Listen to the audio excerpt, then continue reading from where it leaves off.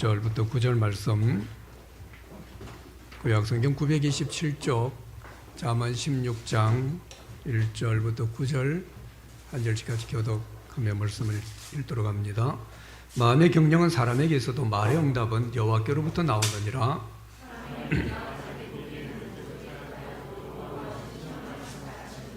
너의 행사를 여호와께 맡기라. 그리하면 내가 경영하는 것이 이루어지리라.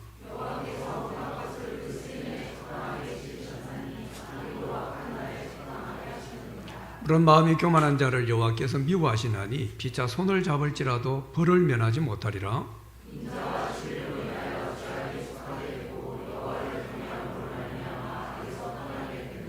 사람의 행위가 여호와를 기쁘시게 하면 그 사람의 원수라도 그와 더불어 화목하게 하시느니라.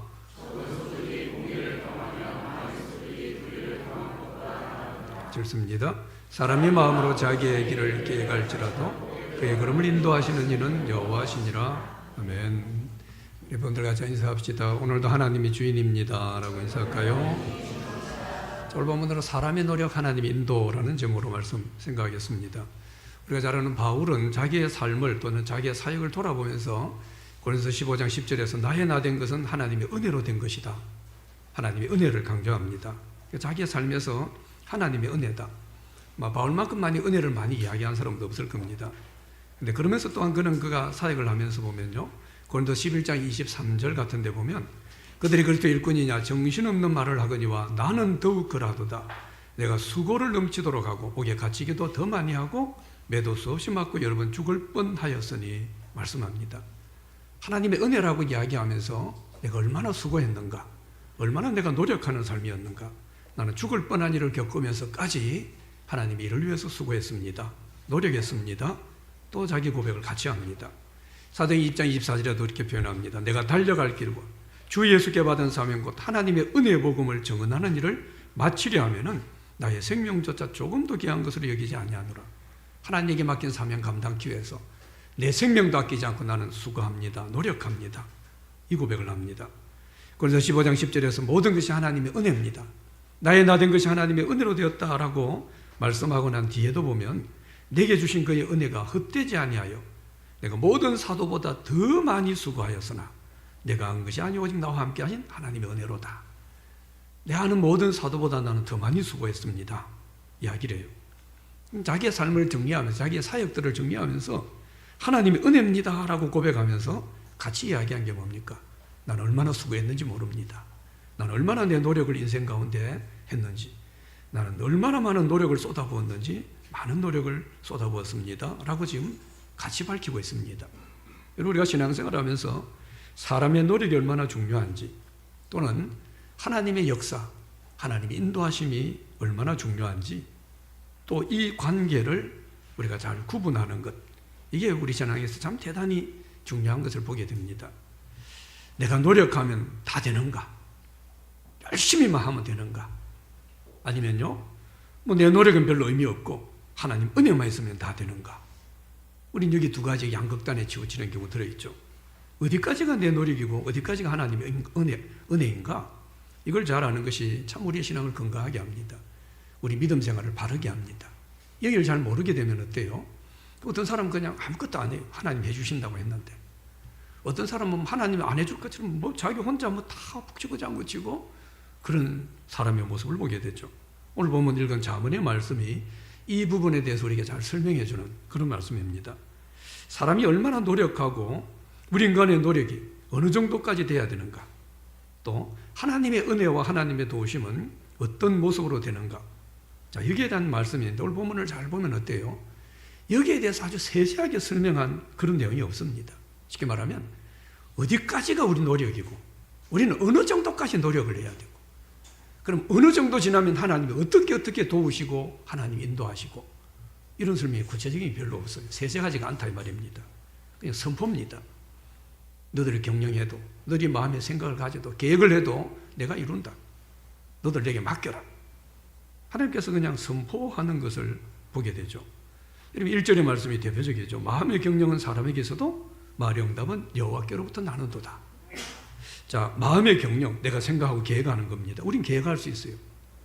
근데 내게 아무리 많은 것이 있어도 결국 거기에 대한 응답은 하나님께로부터 나오게 된다 라고 말씀하는 거죠. 여러분, 회사 경영하는 분들은 참 크든 작든 회사 경영이 얼마나 힘듭니까? 갈수록 기업의 규모도 커지고 사회 환경도 달라지고 산업 구조도 엄청 변화되었죠. 경영의 방법도 발달하고 과학적이고 아주 첨단적인 그런 방법들이 많이 나올 겁니다.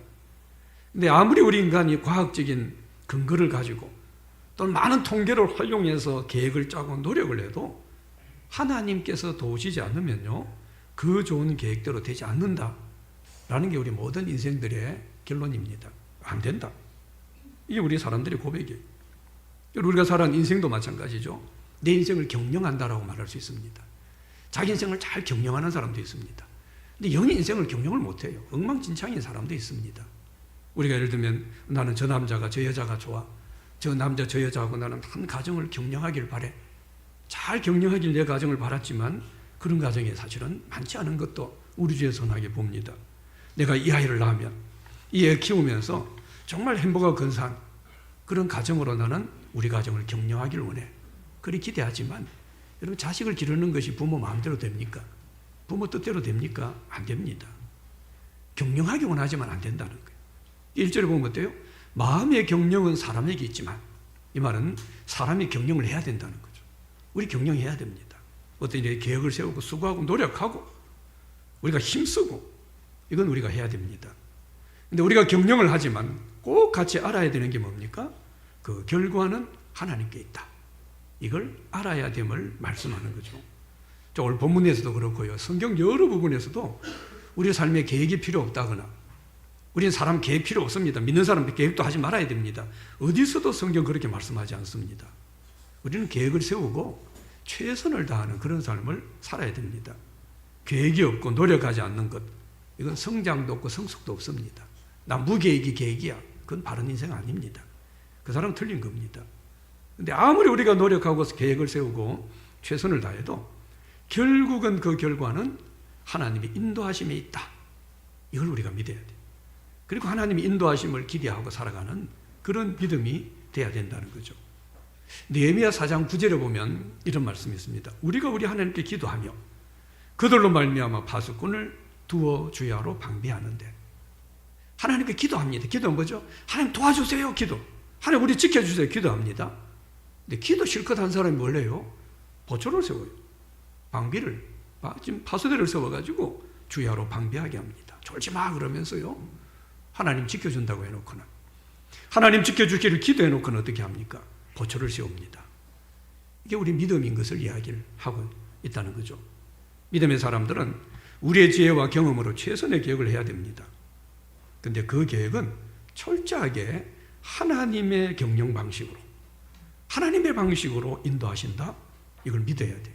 이게 우리 믿음입니다. 자, 마태복음 7장에 보면은 구하라 찾아라 두드리라, 기도에 대해서 삼중적으로 강조합니다. 막 구하라고 기도해. 이렇게 기도하라고 하고 7장 11절에 보면 이렇게 말씀해요. 너희가 악한 자라도 좋은 것으로 자식에게 줄 줄 알거든 하물며 하늘에 계신 너희 아버지께서 구하는 자에게 뭘요? 좋은 것으로 주시지 않겠느냐, 이런 말씀이에요. 자, 기도하라 구하라 그래 놓고 뭡니까? 좋은 것으로 주신다라고 말씀합니다. 자, 기도하라 그랬어요. 기도하라 그래 놓고는 네가 기도한 대로 주신다라고 약속하지 않았습니다. 좋은 것으로 주신다, 이렇게 말씀을 해요. 이 좋은 것으로 주신다라는 게 뭡니까? 이게 하나님께서 그의 방식으로 결론을 내겠다라는 겁니다. 나는 이렇게 기도했지만 하나님은 우리에게 더 좋은 걸 아십니다. 그래서 우리 기도한 대로 응답한다는 그 약속이 아닙니다. 좋은 것으로, 그분의 방식대로 우리가 마음에 경영하는 것과 다르게 그분이 경영하시겠다, 이 약속을 말씀하고 있죠. 우리가 기억을 해도 그 결과는 하나님으로부터 온다라고 말씀합니다. 그리고 2절에서 이렇게 말씀해요. 여러분 2절 말씀을 같이 한번 읽어봅시다. 시작. 사람의 행위가 자기 보기에는 모두 깨끗하여도 여호와는 심령을 감찰하시느니라. 자, 자기가 보기에는 내 계획이 완전하고 깨끗해요. 나 깨끗해요. 완전해요. 난 옳아요. 이게 모든 사람들이 그렇게 생각합니다. 근데 하나님은 어떻게 하신다는 거예요? 그 심령을 보신다는 거예요. 그 깊은 곳을 보신다는 거죠. 그러니까 이 말씀은 하나님께서는 우리 마음속에 숨은 동기를 저울로 달아보신다라는 말씀입니다. 사람은 겉으로 보여지는 것, 이것만 봅니다. 근데 하나님은 마음속에 깊은 동기를 보십니다. 그러다 보니까 어때요? 사람들은 지금 현재만 보고 겉으로 나타나는 여기에만 많이 집중합니다. 얼마나 잘 되는가? 얼마나 벌었는가? 내가 시험에 합격하고 성공했는가? 여기에만 집중하고 이 결과에만 민감합니다. 그런데 하나님은 그 안에 숨겨진 동기를 보신다는 거예요. 그래서 우리 결과보다 더 중요한 것이 있음을 지금 말씀합니다. 내 안에 내 동기가 내 심령에 욕심으로만 꽉 차 있는가? 아니면 하나님 앞에 좀 더 온전한 삶이 되기를 원하는가? 그 동기를 하나님 보신다는 거죠. 그래서 우리가 믿음으로 살아가면서 늘 기억하고 분명히 해야 되는 것은 하나님은 깊은 것을 보신다. 하나님 내 심령 깊은 것을 보시고 하나님은 더 깊은 것에 대한 계획을 가지고 계시는 분이시다. 여기에 대해서 믿어야 됩니다. 자, 이 사실을 분명히 하고 이걸 분명히 믿고 어때요? 하나님께서 우리에게 요구하는 게 오늘 말씀의 중요한 핵심입니다. 우리 인간이 노력해야 돼요. 경영해야 됩니다. 최선을 다해야 돼요. 그러나 내가 최선을 다하지만 그 결과는 하나님께 있다. 하나님 인도하신다. 우리 보고 이걸 믿으라고 하시고 이 말씀하시고 그리고 뭐라고 말씀하는 거예요? 너들은 맡겨라. 그렇게 말씀합니다. 인간의 노력과 하나님 인도와 그러면서 우리에게 하나님 요구하는 것은 너들은 맡겨라. 이게 오늘 본문의 중요한 내용입니다. 결국 우리 인간이 얼마나 노력해야 되는가? 어디까지 노력해야 되는가? 하나님은 어느 정도까지 도와주시는가? 우리가 얼마큼 노력하면 하나님은 인도해 주시고 도와주시는가? 여기에 대한 설명이 없습니다. 그리고 하나님 그냥 선포만 하는 거예요. 결과는 내가 낸다. 내가 인도한다. 선포하시면서 우리에게 뭐라고 하는 거예요? 너들은 내게 맡겨라. 이것을 요구합니다. 그래서 우리 인간의 노력과 하나님 인도하심 그 가운데 하나님 우리에게 기대하는 것은요, 맡기는 겁니다. 이걸 기대합니다. 여러분 시편을 보면 맡긴다라는 표현이 많이 나옵니다. 공부하고 힘들 때도 어려울 때도 원수를 만났을 때도 시편 기자들은요, 맡긴다 이런 표현이 나와요. 이 맡긴다라는 말은 다른 말로 믿는다 이만의 문학적인 표현입니다. 이런 믿으라라는 믿는다라는 이 말이 가장 실제적인 표현이 바로 맡기는 겁니다. 그래서 믿음 있는 사람 맡깁니다. 어떨 때 보면 미련해 보기에 맡겨요. 다 맡긴대요. 지금 결과가 엉망진창인데도 맡긴대요. 우리가 믿음이 있으면 어때요? 우린 자연스럽게 맡겨지는 그런 삶을 살아갈 수가 있게 되죠. 우리 하나님께서 우리 인간을 만드실 때 두 가지 참 좋은 복을 주셨습니다. 하나는 과거를 기억하지 못하게 한 거죠. 또 하나는 미래를 모르게 한 겁니다. 이건 엄청난 복입니다. 여러분 우리가 과거를 다 기억한다고 해보십시다. 밤에 잠 잘 수 있을까요? 어릴 때 그 모든 과거, 좋은 일, 나쁜 일이든 그게 60년을 살아온 내 마음에 기억이 있는데 밤 잠 잘 수 있으면 못 잡니다. 그 기억 다 기억한다면요. 우리 미래를 알면 좋을 것처럼 그렇게 이야기를 해요. 그런데 우리가 미래를 안다면요, 내 죽을 걸 압니다. 내가 몇 살에 죽을는지, 죽을 때 어떻게 죽을는지, 어떤 사람은 교통사고로 죽을는지도 모릅니다. 이제 20대가 된 아이가 내 60살의 어떤 사고로 그걸 내가 안다면요, 내 미래를 어떻게 살아요, 내 인생을. 내 인생에 무슨 재미가 있겠어요? 그날만 쳐다보는데. 하나님 모르게 하신 거예요. 그래서 하나님 모르게 하신 게 뭡니까? 너무나 큰 하나님의 복이라는 겁니다. 과거도 우리는 모르게 하셨고, 있게 하셨고, 미래도 모르게 하신 하나님의 축복입니다. 그러시면서 하나님 우리에게 요구하는 게 뭡니까? 맡기라는 겁니다. 과거가 어떻든 내 미래가 어떻게 되든 맡기고 살라. 이 말씀을 하나님 우리에게 하신다는 거죠. 여러분 우리 믿음의 사람들은요, 조금 믿음 있는 분들은 아침에 일어나서 먼저 하나님께 기도합니다. 하루를 마치면서 잠을 자기 전에 하나님께 기도합니다. 우리 길 떠날 때도 기도해요. 도착해서도 감사 기도합니다. 집 지으려고 시작할 때도 기도하고 예배드립니다. 집을 다 짓고 나서도 준공하면서도 기도하고 하나님께 예배드립니다. 인간이 태어날 때도 예배드립니다. 인간이 죽을 때도 우리는 하나님께 예배드립니다. 왜 그렇게 합니까? 그리스도인들은요. 그것은 우리의 지종을 하나님께서 지켜주시고 인도해 주실 것을 믿고 맡기는 겁니다. 그리고 어때요? 이 하나님께서 나를 지켜주시고 나를 인도해 주셨다. 여기에 대해서 우리가 감사하기 때문에 그렇게 하는 거죠. 이게 바로 우리 인생의 모든 것, 우리의 인생의 시종이 하나님의 손에 달려있다. 여기에 대한 고백입니다. 그래서 오늘 본문에서 우리가 강조하는 것은요, 맡길 것을 강조하는데 보면 세 가지를 맡길 것을 강조한다고 볼 수 있습니다. 먼저 8절에 보면은 우리의 행사를 여호와께 맡기라 말씀합니다. 자, 3절도 여러분 같이 읽습니다. 시작. 너의 행사를 여호와께 맡기라. 아멘. 너의 행사를 맡기라. 우리의 모든 일을 맡기라 이 말입니다. 내 모든 일들, 내 가정 일도, 내 직장 일도, 내 교회 봉사하는 모든 일들도 하나님께 맡겨라 라고 말합니다. 여기서 맡겨라, 맡기라고 하는 말은 무슨 말이냐면요, 내 수고의 결과를 맡겨야 된다 이 말입니다. 나는 최선을 다했습니다. 최선을 다했어요. 근데 결과는 하나님께 맡겨야 한다는 거예요. 여러분, 우리가 믿음의 자세, 이런 믿음의 자세가 있어야 돼요. 이게 믿음입니다. 그리고 이런 믿음의 자세가 있으면요, 내가 성공을 해도 실패를 해도 아주 멋진 삶을 살아갈 수 있습니다. 여러분, 사람이 실패한다고 멋진 삶이 안 되는 거 아닙니다. 돈을 못 번다고 인생이 멋지게 못 사는 거 아닙니다. 믿음이 없어서 그런 거예요. 쉽게 말하면 맡기지 못해서 그런 겁니다. 그래서 우리는 인생이 힘든 거예요. 여러분, 인생 늘 피곤하다 그럽니다. 우리 인생이 피곤한 것은요, 일을 많이 해서만은 아닙니다.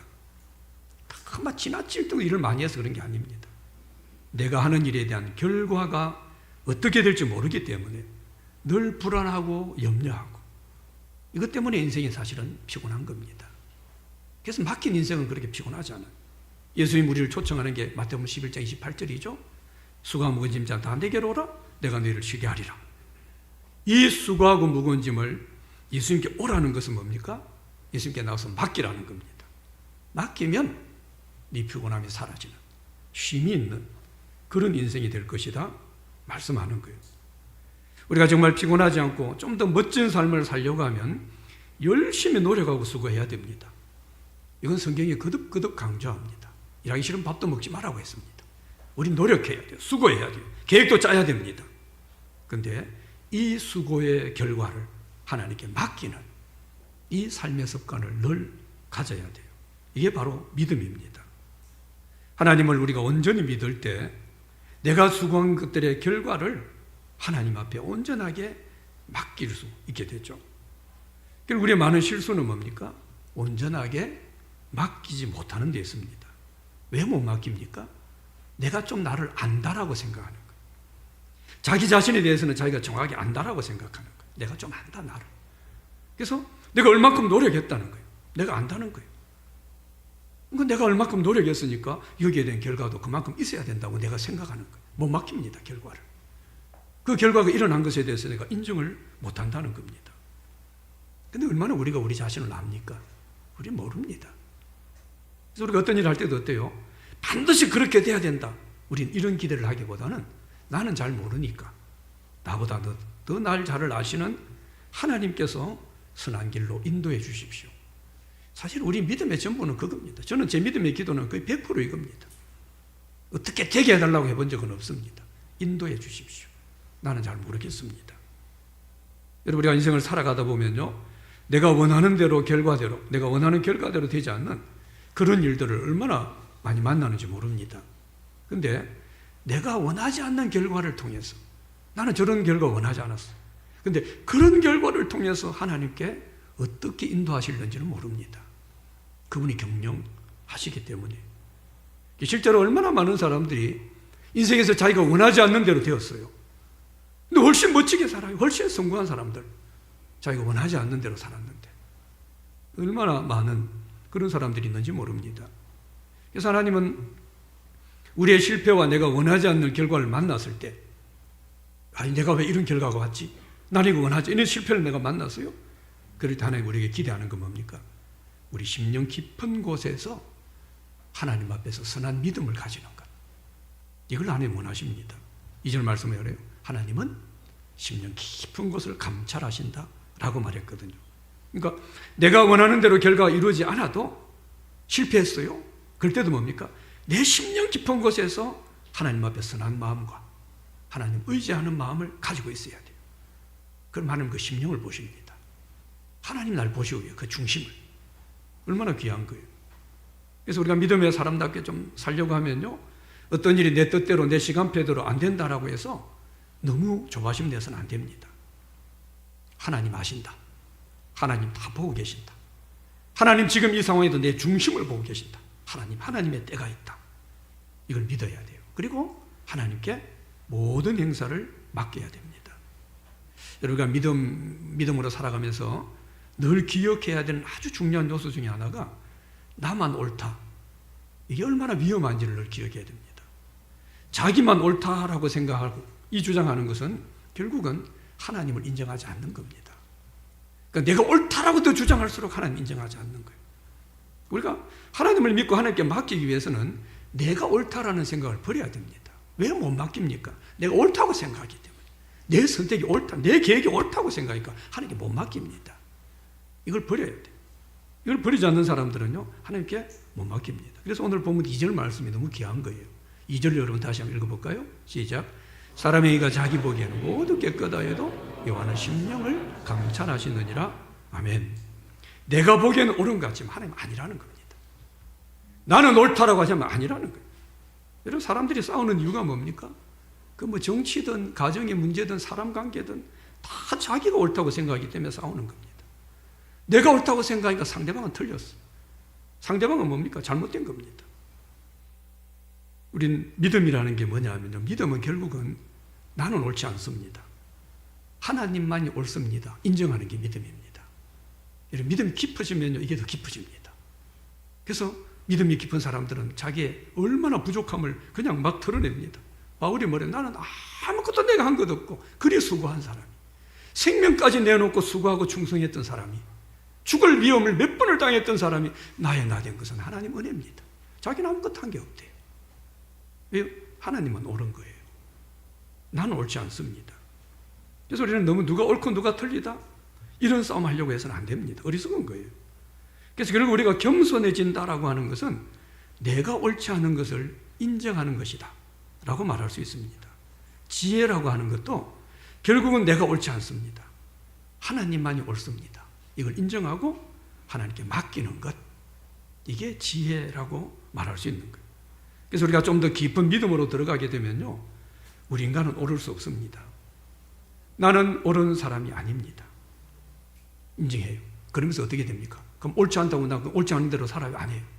오르신 하나님, 나는 옳지 않고 하나님만이 옳은데 나는 오르신 하나님을 붙들고 살 뿐입니다. 이 믿음의 고백이 우리 가운데 자연스럽게 흘러나오게 되는 거죠. 그래서 늘 나는 옳지 않고 하나님이 옳으십니다. 그런 것 같아요. 하나님을 모든 일에 인정하는 겁니다. 모든 행사를 나는 옳지 않으니까. 내가 아무리 계획을 하지만 계획한다고 그 계획대로 되는 게 아닙니다. 옳으신 분은 하나님이에요. 그래서 그분이 경영하시도록, 그분이 이끄시도록 그분에게 맡기는 삶, 이게 우리가 인생을 지혜롭게 살아가는 그런 삶이 된다는 거죠.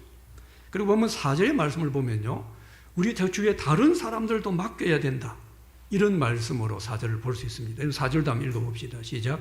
여호와께서 온갖 것을 그 쓰임에 적당하게 지으셨나니. 하나님 우리를 계획을 하고 경영을 우리가 해도 하나님이 인도하시고 하나님이 그 결과를 내신다. 결과가 하나님께 있다. 이걸 믿는다면 우리 삶에서 만나는 사람들도 우리는 하나님께 맡겨야 됩니다.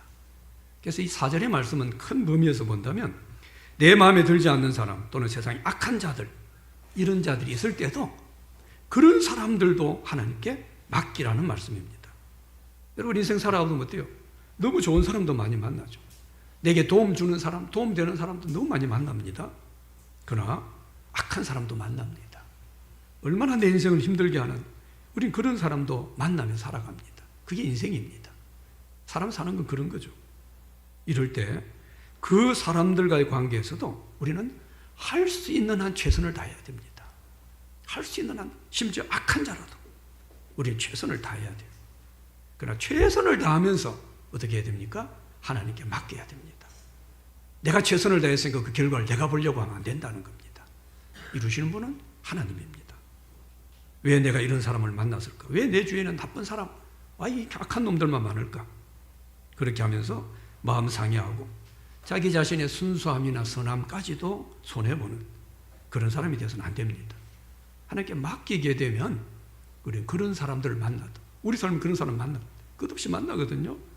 우리는 그 삶 가운데서도 자연스러운 삶을 우리가 살아갈 수 있게 되죠. 자, 오늘 본문 4절의 말씀이 지금 재미있는 말씀이죠. 어떤 모든 일이 어때요? 다 쓰임에 적당하게 지어졌다. 아무것도 쓸모없는 게 없다는 겁니다. 저런 거 왜 있지? 뭐 바퀴벌레 저런 게 왜 있지? 우리는 다 모릅니다. 다 적당하게 온갖 것은 쓰임에 적당하게 지으셨어요. 심지어 악인도, 악한 자들도 악한 날에 적당하게 하셨다.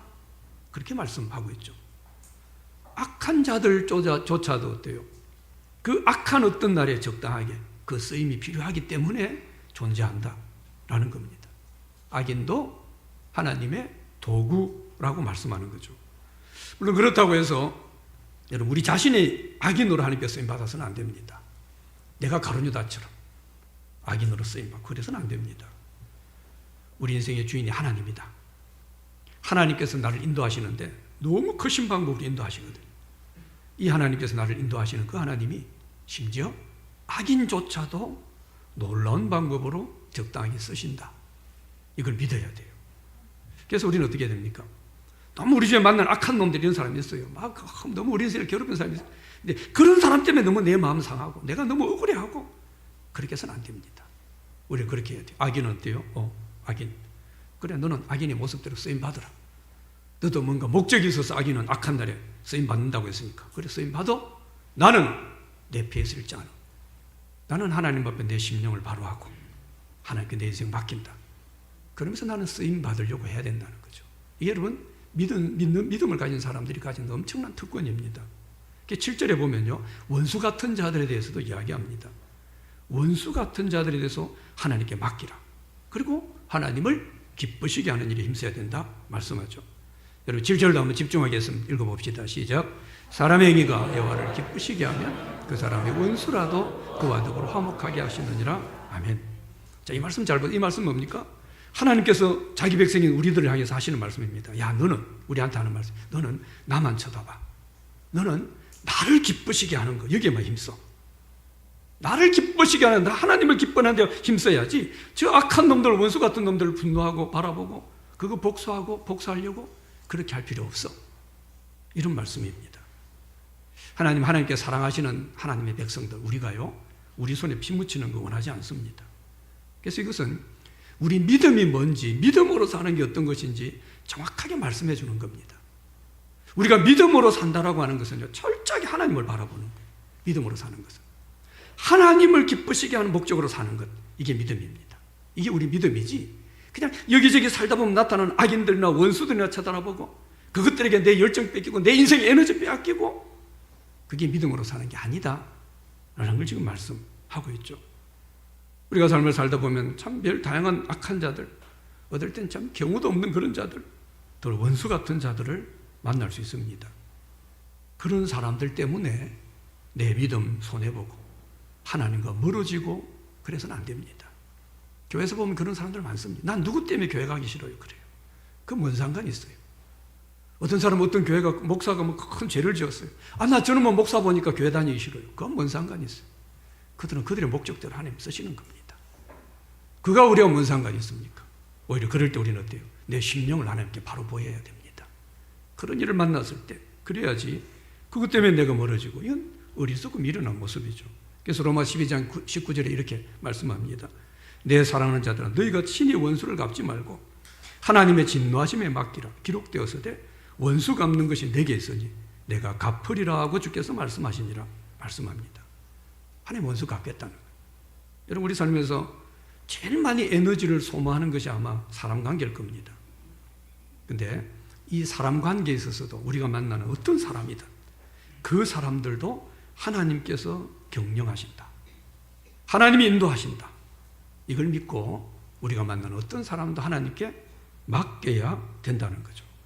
또는 우리가 자녀 키울 때 속을 썩이는 사춘기 자녀들 있죠? 하나님께 맡겨야 됩니다. 직장에서 날 괴롭히는 직장 상사가 있고 동료가 있고 어떤 사람 다 하나님께 맡겨야 된다는 거예요. 어떻게 해야 됩니까?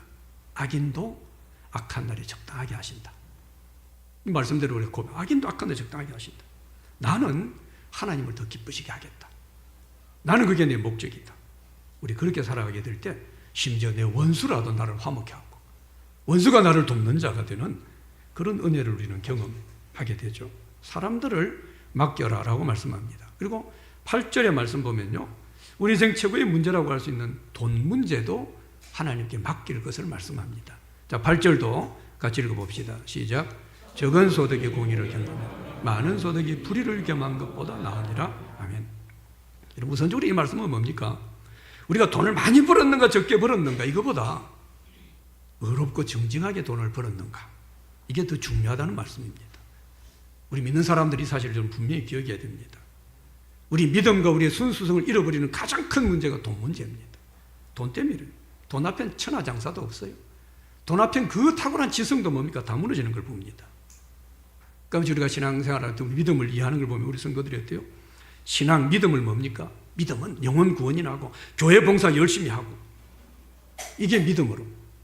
그냥 여기에 대한 믿음을 한정하고 세상에 나가서 의와 정의를 실천하고 이런 것하고는 전혀 상관없는 것처럼 믿음을 이해할 때가 있어요. 그래서 교회에서만 열심히 하면 밖에 나가서 별짓을 다 해도, 별 죄를 지어도 뭘 별 상관없는 것처럼 그렇게 이해하는 사람들 저는 의외로 많이 봅니다. 이중장부를 쓰고 탈세를 하고 뇌물을 주고 그러면서 사업을 해서 어떻게 하든지 돈을 벌어가지고 그 돈 가지고 교회 건축하고 11조 많이 내고, 그래 교회 장로가 되고 교회 기둥 같은 일꾼이 되고, 이런 경우들을 많이 봅니다. 하나님 그걸 원하지 않는다는 거예요. 우리 그런 사람들이 있었습니다. 엄청나게 큰 교회를 세웠는데 감옥 갔습니다. 부정을 행했어요. 그렇게 돈을 벌어서 무조건 하나님께 갖다 바치면 하나님께 믿음으로 잘 사는 것처럼 그렇게 이해해서 안 된다는 겁니다. 부모님 분명히 지금 오늘 말씀을, 적은 소득이 공의를 경하는 것, 많은 소득이 불의를 경하는 것이 낫다는 거예요. 돈 문제에 대해서 우리는 분명히 이런 생각 가져야 돼요. 사람들이 취해지고 무너지는 경우 거의 대부분 뭡니까? 돈 문제입니다.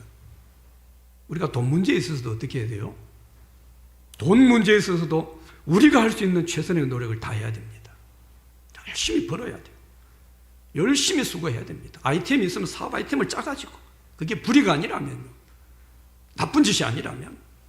근데 그렇게 열심히 최선을 다해서 노력에 돈을 벌어야 되지만 그 결과는 하나님께 맡겨야 된다는 겁니다. 내가 더 많은 돈을 벌기 위해서 최선을 다하고 새벽에 일어나 늦은 밤까지 노력하고 수고를 했어요. 그렇게 했더라도 그 돈에 대한 결과는 하나님께 있다. 인정해야 됩니다. 와, 이렇게 노력했는데 왜 돈을 못 벌지? 그렇게 말하면 안 됩니다.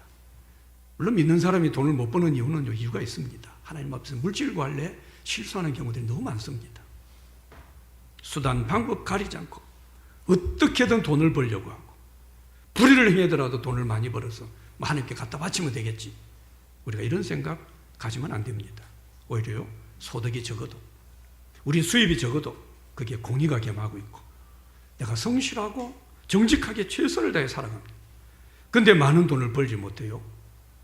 근데 그 돈 문제를 하나님께 맡기게 되면 오히려 그 작은 돈으로 행복하게 살게 하시고 충분히 쓰고도 남음이 있도록 하나님께서 우리 가정을 인도하시는 걸 우리는 경험하게 되죠. 돈을 하나님께 맡기지 못하게 되면, 하나님께 맡기지 못합니다. 그러면 당연히 돈에 욕심이 납니다. 그래서 더 많은 돈을 벌려고 수단 방법 가리지 않습니다. 그 돈의 주인이 자기인 줄 알고 하나님 앞에 돈에 있어서 정직하지 못합니다. 이런 사람들이 뭐 세상에서 돈을 더 많이 벌 것 같죠. 수단 방법 가리지 않고 돈에 정직하지 않고. 근데 가만히 보십시오. 그런 사람들이 돈 가지고 더 행복한 사람은 사실은 거의 없습니다. 오히려 더 그렇지 못한 경우들을 많이 보게 되죠.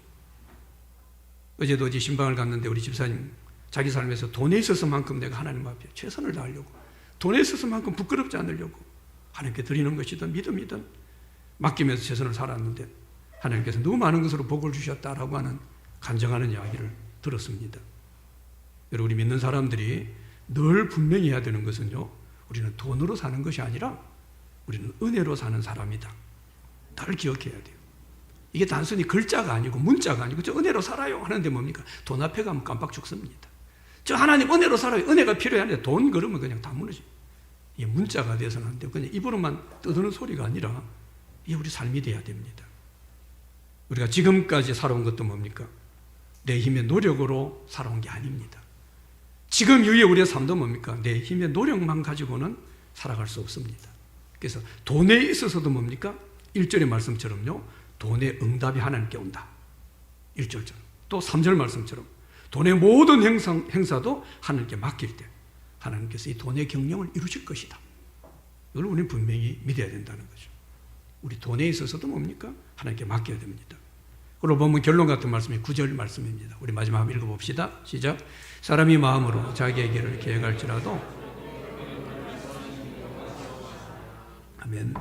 여러분 1절에서도 9절에서도 사람은 계획을 세워야 된다라고 말씀합니다. 우리는 계획을 세우고 최선의 노력을 다해야 됩니다. 그러나 그 응답은 하나님께 있다. 우리 걸음을 인도하시는 분은 하나님이시다. 분명히 해야 돼요. 우리가 뭘 어떤 계획을 하도 어때요? 마음대로 뭐라도 계획할 수 있습니다. 그리고 그 계획을 가지고 최선을 다해서 노력을 다해야 됩니다. 근데 아무리 내가 계획하고 최선을 다해 노력해도 그 중에서 하나님께서 허락하신 것만 이루어진다. 이걸 믿어야 됩니다. 허락하지 않은 내가 이루어지 아무리 내가 계획을 해도 아무리 내가 노력을 해도 하나님 허락하지 않는 것은 내게 이루어지지 않는다. 이게 여러분 믿는 사람들의 고백입니다. 그래서 우리 믿음의 사람들은 어떻게 해요? 계획할 때도 기도해야 됩니다. 내 마음대로 똑똑하게 아니에요. 계획할 때 기도해야 돼요. 그리고 그 일이 이루어진 그 계획하고 어떤 일을 노력해서 이뤘는데 그 이루어진 하나님의 결정, 일의 결과입니다. 이걸 받아들일 때도 하나님께 기도해야 됩니다. 제가 열심히 기도하고 계획했는데 제 계획대로는 되지 않았지만 이루시는 분이 하나님이심을 믿습니다. 그래서 지금 현재 이루어진 일 저는 감사합니다. 기도해야 돼요. 이러면 어때요? 여러분 계획은 우리가 세웠죠? 계획은 내가 세웠지만 이루신 분은 하나님입니다. 그걸 일을 결과를 낸 분은 하나님이에요. 그럼 책임 누가 져야 돼요? 하나님 져야 돼요. 나는 계획했는데 결과 하나님 냈어요. 그러면 결과를 내신 하나님께서 책임지시는 겁니다. 그래서 성경에서 하나님 내가 책임지겠다는 거예요. 내가 책임지겠다. 이러면 하나님께서 책임지겠다라고 하는데 뭐 걱정할 게 있습니까? 또 우리 계획이 잘못됐다면 계획 바꿔달라고 하나님께 기도하면 되는 겁니다. 그래서 늘 우리가 믿음으로 살아갈 때는요, 하나님께는 다 계획이 있어. 하나님께는 계획이 있으시다.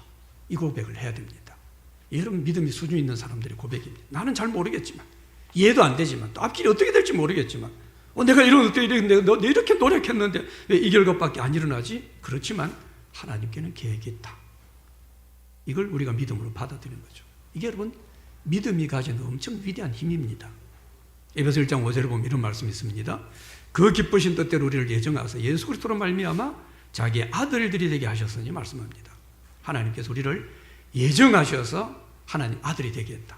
여기서 예정했다라는 말은 계획했다는 말이에요. 우리는 하나님의 철저한 만세적분의 계획을 통해서 우리 하나님 자녀가 된 겁니다. 그리고 시편 139편 7절에 보면 17절에 보면 하나님이여 주의 생각이 내게 어찌 그리 보배로운지요 그 수가 어찌 그리 많은지요. 하나님의 수가 너무 많다는 겁니다. 그래서 하나님 우리 한 사람을 세우실 때 어때요? 만세 전부터 계획을 하셨는데 어떻게 우리를 향해서 엄청나게 많은 수를 담아가지고 우리 향한 엄청나게 많은 수를 가지고 하나님 우리를 만드신 겁니다. 어쩌다 나온 게 아니고 사람의 잔머리로 나온 게 아닙니다. 그 많은 수의 생각을 가지고 하나님의 아름다운 생각으로 하나님 우리 각자를 만드셨어요. 우리에 대한 놀라운 계획을 가지고 있습니다. 그런데 우리는 어때요? 하나님은 그 수많은 생각의 결정체로 우리를 만드셨는데 우리를 그런 존재로 보지 않고 그냥 주위 사람들하고 비교하고 이러니 저러니 이렇게 하면 우리는 어때요? 문제가 생기고 우리 인생이 비참해지게 되는 거죠. 그래서 우리는 우리의 목적을 이해하지 못하게 되면 우리 인생이 참 비참하게 됩니다. 내 목적이 뭔가? 만세전부터 날 계획하셔서 그 많은 수를 가지고 나를 만든 목적이 뭘까? 이걸 이해하지 못하면 인생이 비참해요. 늘 다른 사람 비교하는 거예요. 다른 사람 너무 비교할 필요 없습니다. 너무 흉내낼 필요도 없어요. 너무 경쟁하려고 할 필요도 없습니다. 우리가 생각하는 어떤 누구, 이병철이, 이건희 누구, 우린 그 성공한 그 사람처럼 되는 것이 성공하는 것이 아니고 그냥 하나님이 목적하신 나는 나처럼 되는 것, 이게 인생 성공한 것이다. 분명히 알아야 돼요. 그런데 우리가 이 사실을 모르게 되면 우리는 늘 어떤 사람을 목표로 삼습니다. 여러분 지금 우리가 사는 세상이 얼마나 많이 변합니까? 급변합니다. 지금 우리가 가지고 있는 직업 중에 특별히 대단한 직업이라고 하는 그런 직업 중에요, 우리 자녀들이나 우리 손자들이 살아갈 때는 아예 없어질 직업들이 수두룩하다는 거죠. 지금 이제 얼마 안에 없어질 직업이 몇만 가지가 된다고 전문가들이 이야기하고 있습니다. 우리가 이런 삶을 살아가는데 우리 인생을 하나님께 맡기지 않고 어떻게 살아갈 수 있겠어요? 우리 미래는 알 재간이 없습니다. 우리 미래는 모르는 겁니다. 하나님께 맡기지 않으면, 하나님 인도하심을 받지 않으면 우리 내일은 제대로 살긴 어렵습니다. 어떻게든 살긴 살 겁니다. 안 맡겨도. 근데 살긴 살지만 어때? 뭘 모르니까 늘 염려하고 걱정하고 두려워하고 공포 속에서 하루하루를 불안하게 살아갈 수밖에 없는 거죠. 여러분 시편 48편 14절에 마지막 이 말씀이 있습니다. 이 하나님은 영원히 우리 하나님이시니 그가 우리를 죽을 때까지 인도하시리로다 말씀합니다. 하나님 영원히 우리 하나님입니다. 근데 이 하나님은 어때? 우리를 죽을 때까지. 근데 사실은 죽고 난 이후에도, 죽음 이후에도 하나님 우리를 인도하시는 분입니다. 우리는 계획을 세워야 됩니다. 우리는 할 수 있는 최선의 노력을 다해야 됩니다. 그러나 경영을 이루시는 분은 하나님이다. 우리 걸음을 인도하시는 분은 하나님이다. 이걸 분명히 믿어야 됩니다. 내 죽음 이후에도 나를 인도하신다고 약속하신 하나님. 이 하나님께서 우리에게 요구하는 게 하나입니다. 뭐죠? 맡기라는 겁니다. 너는 맡겨라. 최선의 노력을 다하지만 하나님의 인도하심을 믿고 온전히 맡김으로 주님이 친히 경영하시고 이루시는, 주님이 내 인생을 인도하시는 그런 놀라운 삶, 이 멋진 삶을 살아가는 우리 모두가 되시기를 주님 이름으로 축복합니다.